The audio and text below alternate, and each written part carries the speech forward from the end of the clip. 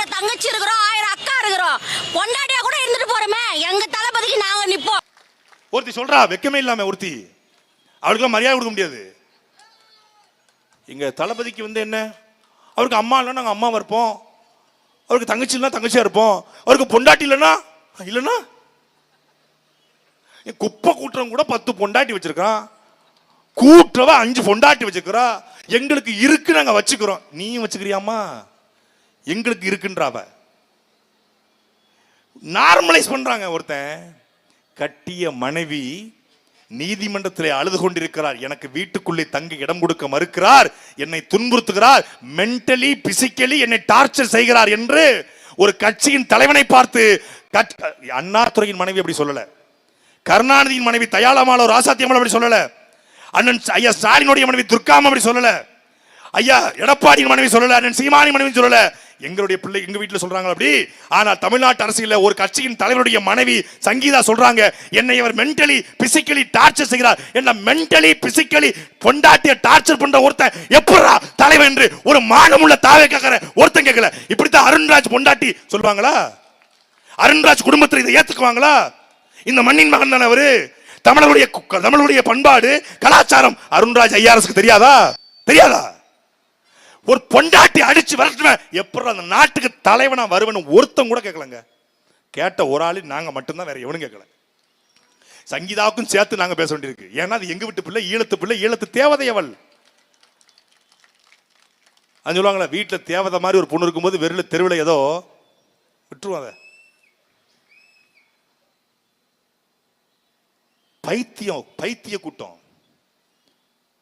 கூட்டம் அங்க வா இங்க வா, சேலத்துக்கு வா, ஏப்ரல் தாண்டா சேலத்துல மாம்பழம் சீசனு, அப்பதாண்டா வர முடியும், அவசரப்படாதடா, வருவேன், எல்லா ஊருக்கும் வருவேன், எல்லா ஊருக்கு வந்து உங்களை வச்சு செய்ய வருவேன், கவலைப்படாத. எனக்கு இயல்பிலே சொல்றாங்க, இயல்பிலே அவரை பிடிக்காதுங்க, இயல்பிலே எனக்கு விஜய பிடிக்காது. ஏன்? நான் இயல்பிலே அஜித் ரசிகன், எனக்கு அவர் பிடிக்காது. சொல்றான், நீங்க ஓட்டுக்காக, அஜித் ரசிகருடைய ஓட்டுக்காக நீங்க விஜயை திட்டுறீங்க, அஜித் ரசிகருடைய ஓட்டுக்காக நீங்க அஜித்தை பாராட்டுறீங்க. அதெல்லாம் கிடையாது. எங்க ஊர்ல போய் கேட்டு பாரு, திருநெல்வேலி ராமுத்ராம்னு தியேட்டர் இருக்கு, அந்த தியேட்டர்ல எல்லாம் நாங்கெல்லாம் சுறா படம் பார்க்க போய் 12 பேர் அவங்கள படுத்தின பாடு, அதெல்லாம் சொன்ன தப்பாயிரும். இங்க வா, பூரா ஸ்கூல் பேர்ல இருப்ப, இங்க வாடா, இந்த வேட்டைக்காரன் ஒரு படம், அந்த படத்துக்கு போய் இங்க வா கூப்பிட்டேன், நானே மாப்பிள்ளை மகராஜன் சொல்லி 2 பேரும் கூட்டுங்க வா அப்படின்னா, இந்த படம் எப்படி இருக்கு அப்படின்னு கேட்டேன். நல்லா இருக்கு, எப்படி கெட்டப்பு உங்க ஆளு அப்படின்னு. 2 டபுள் கெட்டப்புனா, என்ன கெட்டப்பு? இன்ட்ரோல் வரைக்கும் ஒரு மாதிரி இருப்பார், இன்ட்ரோலுக்கு அப்புறம் கையில கன்லாம் வச்சு கெட்டப் மாத்துவாருன்றான். கையில கன் வைக்கிறத கெட்டப்புன்னு நினைச்சவன் தான் இன்னைக்கு எம்எல்ஏ ஆயிருக்காங்க. எம்எல்ஏ வேட்பாளருங்க அவனுக்கு.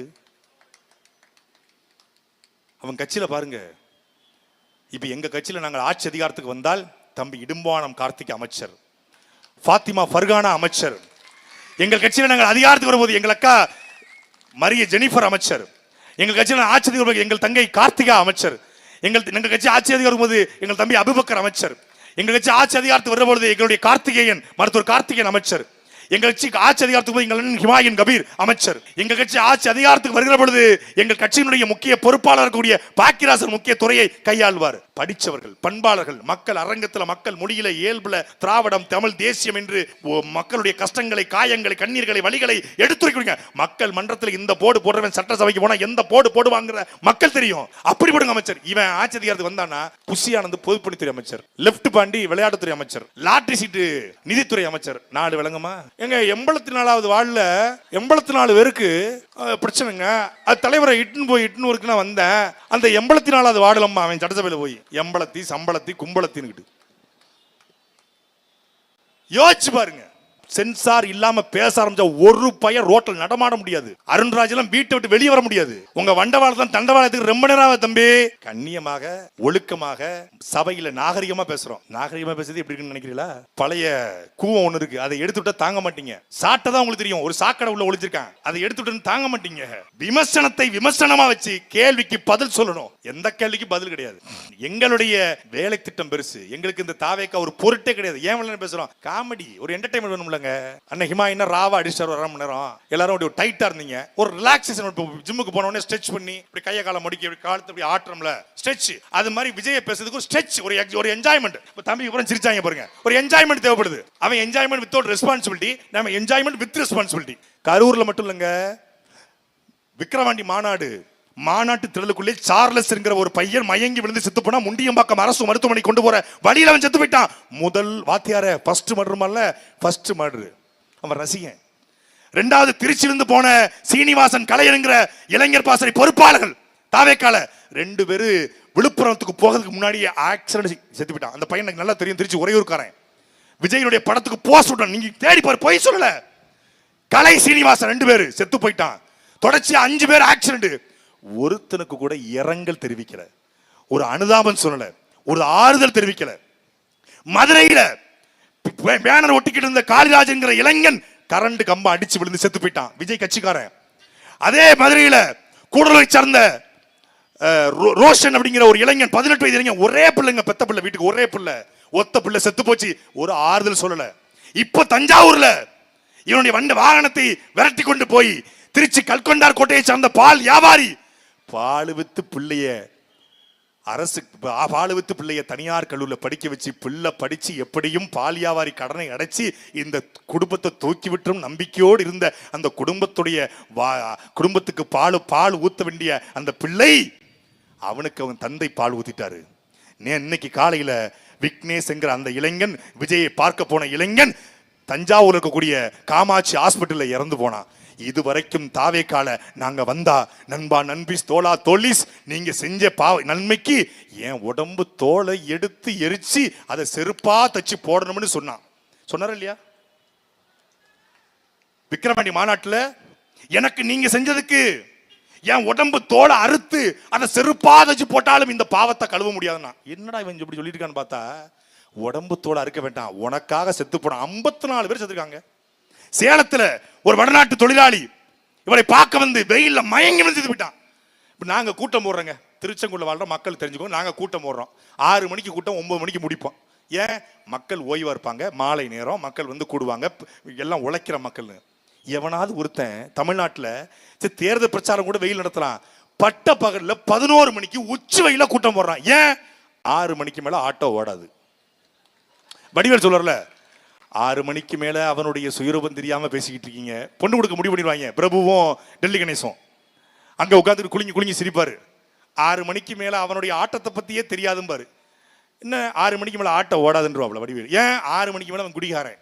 அதுக்காக நான் விஜயை குடிப்பாரு, அவர் மதுப்பிரியரு, அவர் டெல்லிக்கு போகும்போதே ஒரு ஃபுல் பாட்டை தூக்கிட்டு போனாரு, அவர் குடிபோதே தான் பேசுறாரு, அதனால தான் உளர்றாரு, அதனாலதான் திருச்செங்கோட்டுல வந்து நாமக்கல்ல வந்து சென்னை மாகாணத்துக்கு பதிலாக சென்னை மகாணம்னு சொன்னாரு, அதனாலதான் எழுதி வச்சு படிக்காரு அப்படின்னு சொல்லல. அப்படி சொல்ல வரல. ஆனா 6 மணிக்கு மேல ஏன் பேச மாட்டாரு? அப்படி என்ன ரகசியம் இருக்கு? என்னைக்கா பேசுகிறார் 6 மணிக்கு மேல? மாநாடா 5 மணிக்கு முடிச்சிருவாப்ல, கூட்டமா 11 மணிக்கு முடிச்சிருவாப்ல. ஏன் தெரியலையே. அதான் அருண்ராஜ் அண்ணாச்சி தான் கேட்டு சொல்லணும். IRS அதிகாரி, அவருக்கு தானே தெரியும். வருமான வரித்துறை ரைடு போய் வீட்டுக்குள்ள போய் பார்த்தவர் அவர் தானே. தமிழ்நாட்டு அரசியல்ல ஒரு துண்டு சீட்டு, ஒரு A4 சீட் இல்லாம உலக அரசியல், ஈரானுக்கும் அமெரிக்காவுக்கும் என்ன பிரச்சனை, ஈரானில் குண்டு போட்டால் ஏன் இங்கே கேஸ் தட்டுப்பாடு, துபாயில ஏன் ஈரான் குண்டு போடுறா என்று உலக பிரச்சனை, Che Guevara, Fidel Castro, Yasser Arafat, Ho Chi Minh என்ற உலக தலைவருடைய வரலாறு, நெல்சன் மண்டேலாவுடைய வரலாறு, பகத்சிங், சுபாஷ் சந்திரபோஸ், இந்திய தேசியம், திராவிடம், தமிழ் தேசியம் என்று அதையெல்லாம் காடு வளம், கனிம வளம், நீர் வளம், நிலவளம் என்று எல்லாவற்றையும் மனசில் இருந்து பேசக்கூடிய தலைவன் எங்களுடைய அண்ணன் செந்தமிழன் சீமான் மட்டும்தான். ஒரு போட்டி வச்சுக்கோமே, ஒரு ஓப்பன் டிபேட். நாங்க தான் ஒண்ணுமே இல்லைல்ல, 8.2 தானே, நாங்க தான் கீழே விழுந்துற போறோம்ல, எங்களுக்கு மேல வரப்போறது இல்ல. ஒரு ஓப்பன் டிபேட். உங்க விஜயை கூப்பிடு, உங்க ஐயா ஸ்டாலினை கூப்பிடு, உங்க அப்பா எடப்பாடியை கூப்பிடு, 3 பேரையும் அந்த ஓரமா நிப்பாட்டு, எங்க அண்ணன் இங்க நிப்பாட்டு, 1/2 மணி நேரம் எங்க அண்ணன் கேட்கிற கேள்விக்கு இந்த 3 பேரும் பதில் சொல்லட்டும், நாங்க கட்சியை கழிச்சுட்டு போயிடுறோம். எங்க அண்ணன் கேட்ட கேள்வி அவங்க கழிச்சுட்டு போயிடுவாங்க. இதுவரைக்கும் தமிழக சட்டசபையில முதலமைச்சர் கேட்ட கேள்விக்கு சட்டமன்ற உறுப்பினர்கள் வெளிநடப்பு செஞ்சா பார்த்திருப்பீங்க. இந்த 2026ல எங்க அண்ணன் சீமானும் அவன் தம்பிகளும் சட்டசபைக்கு போக போறோம். நாங்க கேட்கிற கேள்வியில எவனா இருந்தாலும் எதிர்க்கட்சி தலைவரா இருந்தாலும் சரி, முதலமைச்சரா இருந்தாலும் சரி, வெளிநடப்பு செய்ய போற காலம் உருவாகி விட்டது. சட்டசபையில எங்கள் ஆட்டம், எங்கள் கணக்கு துவங்க போறது. எழுதி வச்சுவோம். இன்னைக்கு திருச்செங்கோடு 24 25 24 சரியா மணி 9:15. சத்தியமா சொல்றேன், இந்த அர்த்தநாதீஸ்வருக்கு ஒரு சக்தி இருக்கும்னா, எங்கள் பாட்டன் சுப்பாராயனுக்கு ஒரு சக்தி இருக்கும்னா, எங்கள் பாட்டன் தீரன் சின்னமலையின் ஆன்மா மூச்சு காட்டு உண்மை என்றால் சீமான் பிள்ளைகளை இந்த தேர்தலில் வெல்ல வைக்கும்டா, வெல்ல வைக்கும். மருதுபாண்டி, அழகுமுத்துக்கோன், வேலுநாச்சியார், தீரன் சின்னமலை என்று எங்கள் முன்னோர்கள் தூக்கி சுமந்த கனவோடு சேர்த்து ஈழ நிலத்திற்காக செத்து போன மாண்டு மடிந்த 50,000 பேருடைய மாவீரருடைய கனவையும் தூக்கி கொண்டு உங்கள் பிள்ளைகள் நாங்கள் மொழியை முன்னிறுத்தி வாரோம்.